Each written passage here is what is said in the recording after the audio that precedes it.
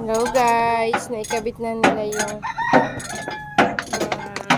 pinakabis na makaraan. Nakakabit.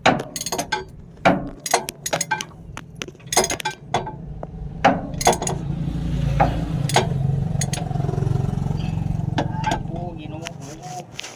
Unsa ka man di ay no?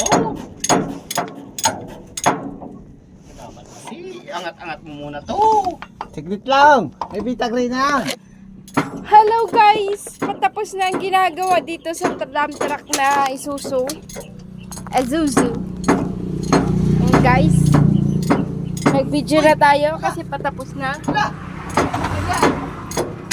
Dito tayo sa taas para kita ang ginagawa. Kala ko nalagyan ko ng bitag rin. Kani man ka. Tapos si Joshua ang naghihigpit.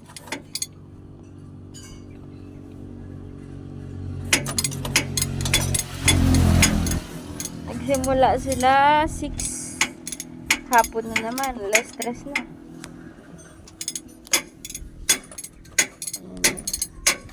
Ayan na. Ako ay nalulula.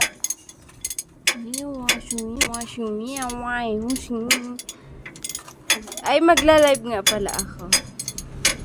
So, this is today's video.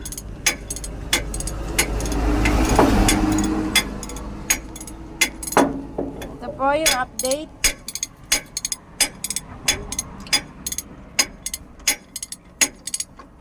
Naghihigpit na lang ng mga tornilyo.